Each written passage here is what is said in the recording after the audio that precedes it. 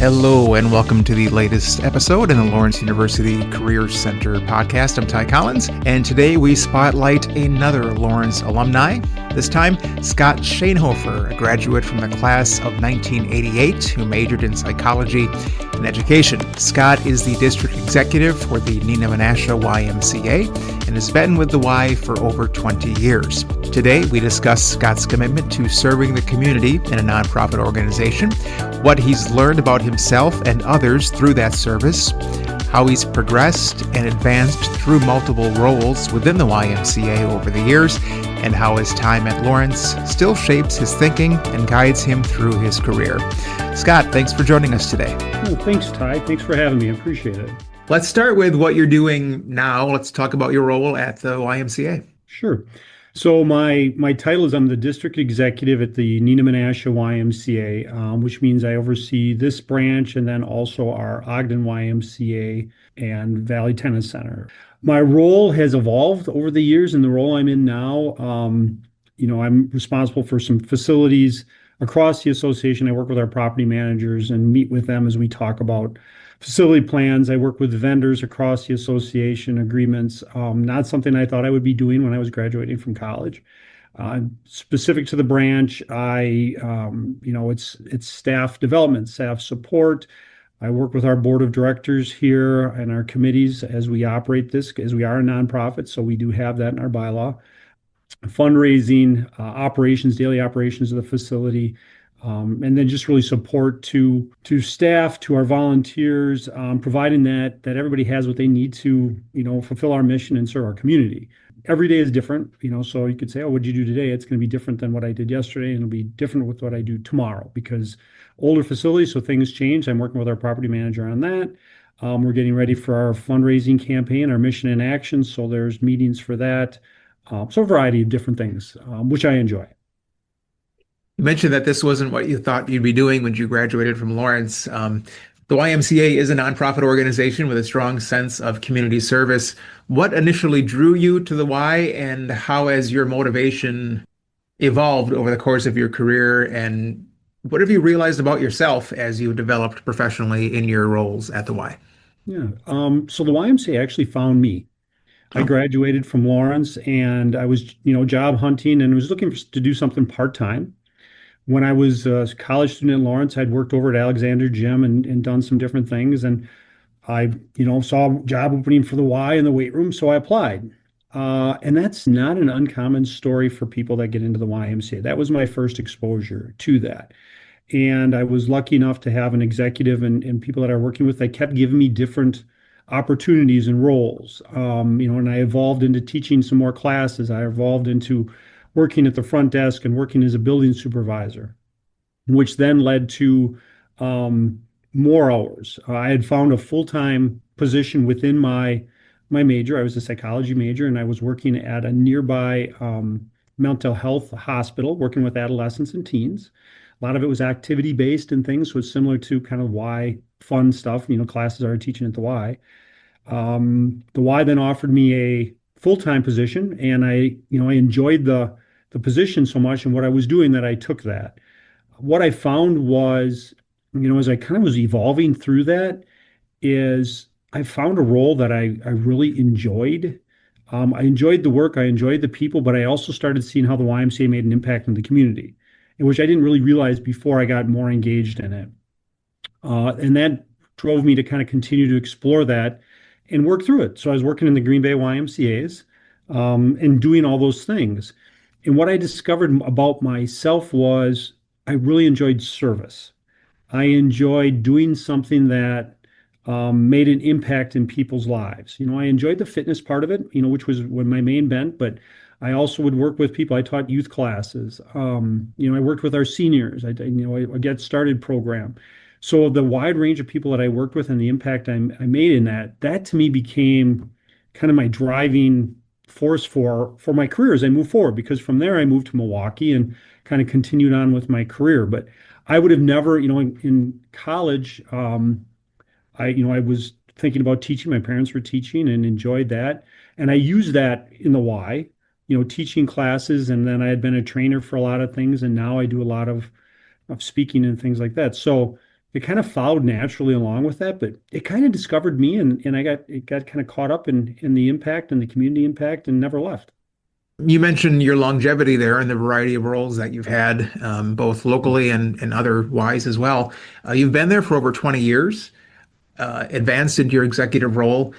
People don't stay in jobs that long anymore, young people especially. But for those students who might want to stay with an organization for an extended period of time, what advice would you have for them? What kind of traits or skills do you think they would need to demonstrate to stay with someone for a long time and advance up through the ranks like you did? Yeah. So when I started my Y career, I don't know if I thought I was going to be doing this, for the rest of my life. I actually went back and got my teaching license. When I was in college, I couldn't do student teaching because I played baseball, so I wasn't able to do that, and I that hadn't been in my radar. And then I'm like, well, maybe I should have that. But that really kind of solidified my career path. And what the Y has allowed me to do, specifically in my association year, as I said, I was in Green Bay, and then I went to Milwaukee, and then I ended up at Neenah Menasha. And there been periods of time that I've had new challenges. We've done building projects or we've done large programs that we've added. Here at Neenah Menasha, when I was here as our physical director, we added 40,000 square feet, and I had a large part of that program. So designing the weight rooms, designing the gym, ordering all that equipment. So that was a nice stepping stone. Then we opened our Fox West facility, and I was the executive director out there, first executive director. So I got to, go from the ground up in that, build that, get into that community, introduce myself to a lot of different people, help with that programming. So that was the next one. And then I got a chance to come back to Neenah Menasha as the executive director and larger facility, larger community, larger impact, and kind of work through here. And what I've been blessed with is I've had challenges through my whole career. Some were, kind of presented to me, and a lot where I was able to kind of develop. So if somebody's in an organization and they're doing things, what I had an exec tell me years ago when I was in Milwaukee, fail faster. And what he meant by that was don't be afraid to try things, work through them and do them, be challenged. Some of them won't work, and that's okay. Because if you're not putting yourself out there, you're not going to keep developing and growing, and you're not going to continue to develop and grow your organization. But finding something you love to do and then being challenged by it every day, you don't have to keep leaving to find that challenge or that next step.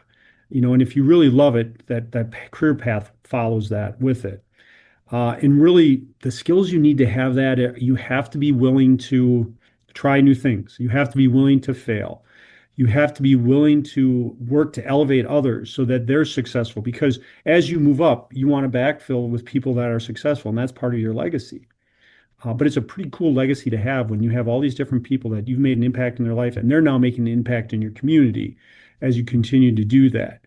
You're in a nonprofit, a YMCA. If your paycheck is the most important thing, that's probably not going to be your career path. As you go up, the pay gets better, but it's more about a service-based organization, nonprofit-based organization.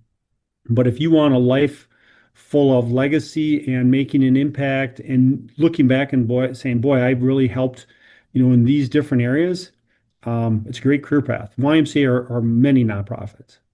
Many Lawrence students express an interest in working for a nonprofit organization, but often they misunderstand what the term means, describing it as a company that doesn't make money, which isn't what it is.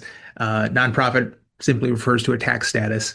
Can you better describe what it is like working for a nonprofit and tell us maybe what was one big rewarding experience you've had and maybe one big challenging experience you've had in your career? So nonprofits are businesses. They have to make money just like any other business does. If a nonprofit doesn't make money, they shut their doors, and it happens. Yeah. What the nonprofit status really refers to is, and it is taxes. We are tax exempt on a lot of things, but we also do pay taxes in certain things. But it really resorts to who owns the Y and where do any of our profits, for lack of a better term, go. So at the end of the year, if we're running a positive variance to our budget, that's reinvested in our organization. So that's invested in our facilities. That might be invested in programs. Basically, it makes us a stronger organization. We're not paying stockholders. We're not paying owners, nothing like that. It gets reinvested. And if a nonprofit organization shuts its doors based on its bylaws, and it's different by nonprofit, those assets generally go back to the community. It might be a community foundation or an organization in the community. It doesn't go to an individual. Nobody owns the YMCA, or nobody owns that nonprofit. So that's one of the biggest things that I think people don't understand. Nonprofit, we still have to run a very successful and strong business. Generally, the business model has to be stronger than a for-profit, just because our our revenue streams and all the different things we have very thin margins to be able to do those things. Generally doing things with less. So you talk about challenges and accomplishments or successes. There's so many cool things that have happened. So for me, when we opened that Fox West YMCA out in Greenville, and that was I think we opened in 2002. We had been running a variety of sites. We had 16 different locations running programs. We had Wow. preschool, we had dance programs, we had fitness programs, we had youth sports, we had senior strength classes. We had everything all over. We were in churches, town halls, schools, wherever we could find. So when we built that facility out there, and I had the opportunity to come as a first executive, my role then was to bring all of those into one building, work with the community so they would still seek out that programming coming to us there, explain to them kind of what the YMCA was, that whole nonprofit, because we were going in doing fundraising, things like that, and work to build that organization. I remember when we first opened it, and I came from Neenah Menasha, which was a large facility, and we went out there, and so Neenah Menasha is 140,000 square feet. Fox West, when it first started, was 14,000 square feet. And during the day, it would be myself and a front desk staff, and that would be it when we first opened. Hmm. And it was building up that membership and building up that value proposition to the community, and then watching that grow to where it is now. It is a cornerstone of the community. A lot of people are members, they're program participants, just that huge growth. So being part of that groundwork has been tremendous. You talk about struggles. One of the struggles that you have in a YMCA is resources. And through my career, I've seen some wonderful staff members that are great YMCA people that the YMCA just didn't end up being where they wanted to be because of whether it's the workload or whether it's pay or different things like that. And that's been tough. And the other part of it too is when you look at our facilities, maintaining these large facilities and helping them to grow with a limited budget is tough. Neenah Menasha, our core of this building was built in '68, and it's failing right now. So the struggle is, what do you continue to repair? Because we're now in the process of our planning for the next iteration of Neenah Menasha. What's it going to look like? What's going to serve the community for the next 60 years? So right now it's maintaining this facility so it's a strong facility and it works well for the members that we have, but knowing not to invest too heavily because we're going to be within the next 5 years or less into a new iteration of this facility.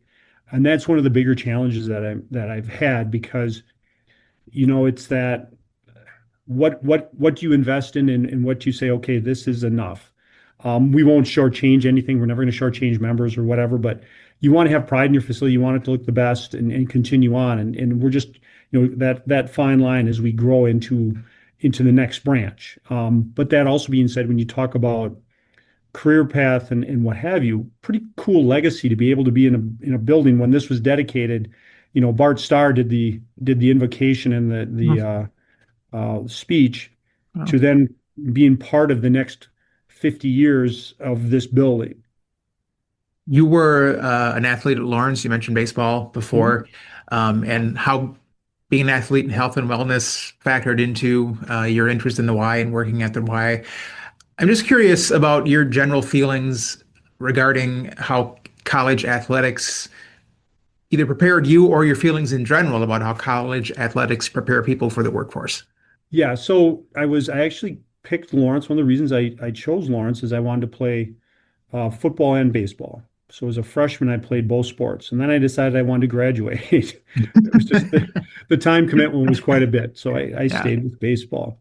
For me, you hear about all the things that sports teach you, but for me, it was time management. It was resiliency. It was meeting some strong friends that I had that base there within the university. It's a small school. You get to know a lot of people, but you have that core group that's there when things go sideways. Baseball, the coaches I had back then were, good mentors and good role models. All of that helped me as a student because it made me realize, I had to be spot on and I wanted to be successful as a student. That was why I was there. I wanted to be successful as an athlete. I wanted to be successful as a person. And the lessons that I learned, specifically baseball is a sport of failure. You fail Yeah. more than you succeed in the sport. Right. But those lessons and those resiliency and year after year and building that. And then the other part of it is when you have younger players coming in and you're getting to know them and you're getting to mentor them. I was blessed to be the captain as my junior and senior years. And those leadership lessons that I learned, they've carried me through my life. Those have been such important things. And being able to work with those younger players and younger students that are coming in as I got into the workforce, that empathy and working with someone that's younger than I am, have different skill sets and all those, that was really beneficial. Now in my role, what I see, there's a distinct difference between people that come in that have played sports, like collegiate sports, and have not, just because of their people skills, their time management, the resiliency and how they deal with things, their ability to kind of work through and problem solve. All of those things are huge, and all those things you've gained in college. And I've had in my past, our past CEO was a college football player, and we'd have these conversations often because we can see those skill sets in people that come in that had been in college sports because they had to excel in a lot of different ways. Yeah. Otherwise they're not going to keep playing that sport. They're not going to stay in college. All of those things, and it wasn't to the sport. There's a variety of different sports. It was just the being able to participate in a sport and then participate and be an active college student. And we also found that a lot of those athletes had been involved in a lot of other things in college or in the community. So they've been, different things where volunteering for different things. It wasn't just a sport in college or classes that, and then these other campus groups or other community groups. So there's a huge carryover to the work world, from those athletics, those lessons. And I've heard people talk about Division III athletics and why would kids do that? Because, you're not getting scholarship money and you're paying to go there and all of that. And those people don't get it.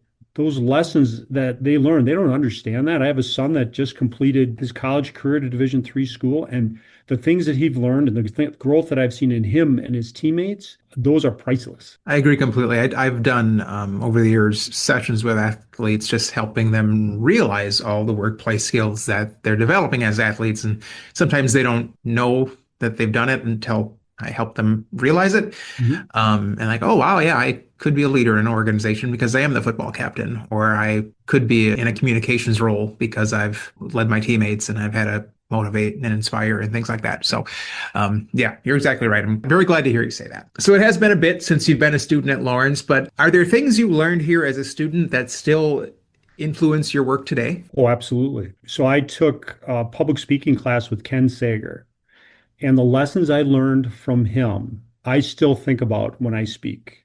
Hmm. And he had his way of teaching that was so impactful. But I still think about the cues he would tell me, the different things if I'm up in front of a group. I remember him videotaping us in our class and then speeding it up so we watched ourselves and our mannerisms. Talk about how distracting that could be. It's almost 40 years later and I still carry that lesson. The things I was exposed to at Lawrence. So I came out of a small rural high school. Parents were teachers, fairly small world. And I came into Lawrence and I learned to try things. I had friends that were in the conservatory, so they brought me to dress rehearsals for an opera or different things, and it takes away some of that fear of the unknown and try things. And even to this day, those lessons and those opportunities in my head, I'm like, okay, try things, learn things, and that's impacted me as I work now in an organization that serves a variety of different people. So I've learned so many different things as far as how to interact with people, the empathy, the servant leadership. All those things stem from my college days and the people that I got to meet and I got to know. And then the coursework taught me how to be a critical thinker, how to be a better writer, how to really sit and talk with other people about their thoughts. Maybe I don't necessarily agree with them. I remember sitting in a philosophy class and having those discussions about this doesn't make any sense to me, but the professor guiding that, saying it doesn't have to make sense to you. Listen to their point because you're going to learn something. You may never agree, but you're going to learn. And that was so true. So those lessons that I've learned in those classes and those discussions and those small group discussions that Lawrence really fosters, I've carried those my whole career. Now I use those skill sets with collaborative partners in the community when I'm working with them. What can we do together, which is huge in a nonprofit world. You need to be able to do that. I use that with my board members because they come from a variety of industries. So those skills and you come out of college, you don't realize that. You really don't. You come out and, this was a class and I had to do this work and I had to be part of the discussion. But what you don't work is those skills that were ingrained in you as you went through those 4 years that now all of a sudden you rely on. I've had people say, I have a degree in psychology and then that concentration in education. You're like, well, you work for YMCA. Do you ever use your degree? I said, I use my degree every day, because I relate and talk with people in situations and all the different classes that I've been part of.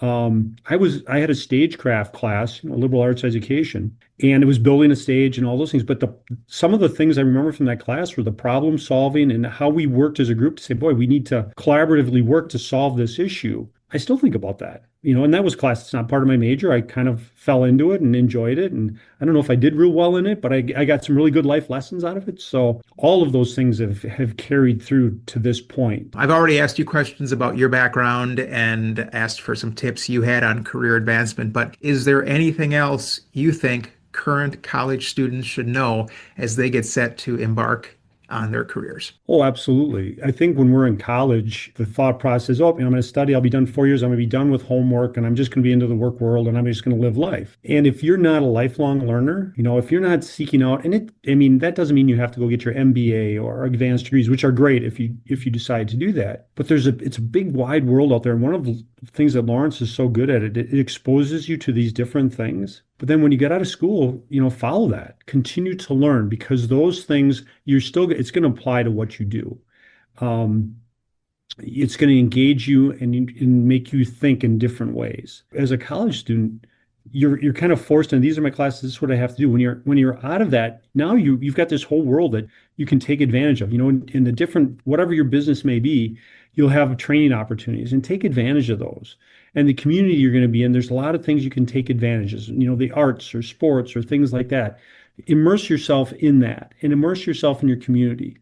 Find service groups that you can be part of, because you make great connections there, and that helps build and strengthen your community too. But embrace all that as you go, because there's so much out there that we have the opportunity to be part of. And Lawrence has made us aware and can ask those questions and have those discussions. But then you get out into the world and there's so much more that's out there. And the other thing that I'll say is, while you're in college, embrace being in college. Don't look ahead to, I have to, this job or this or whatever. Those 4 years are impactful 4 years. Do well in your studies.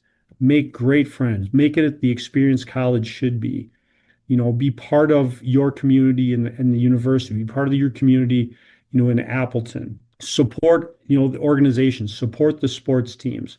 Support the different arts and things that are on campus. Immerse yourself in all of that, because that's a great training as you get into and I want to say the real world, because college is somewhat of the real world, but as you go on, some of those things that you now are doing, you can continue to do that on a grander scale when you get out there. And then what I'm also going to tell you is I'm going to encourage you to get over in the fall and support the Vikings football team with Dan Galante. I went to college with Dan Galante. Thrilled for him and his opportunity there. He bleeds blue and white. So exciting to have somebody back. So there's my plug. And of course, support the baseball team. Scott Schanhofer, Executive Director of the Neenah National YMCA and class of 1988 graduate. Thank you for joining us on the Career Center podcast today. Thank you very much for having me. I really enjoyed it.